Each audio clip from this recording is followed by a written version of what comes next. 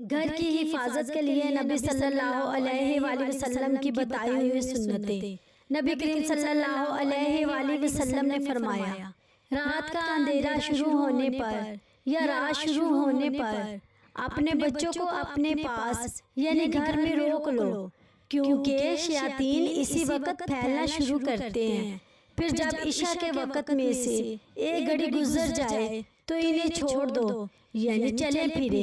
پھر اللہ کا نام لے کر اپنا دروازہ بند کرو، اللہ کا نام لے کر اپنا چراغ بجھا دو، پانی کے برتن اللہ کا نام لے کر ڈھک دو اور دوسرے برتن بھی اللہ کا نام لے کر ڈھک دو، یعنی اور اگر ڈھکن نہ ہو تو درمیان میں ہی کوئی چیز رکھ دو۔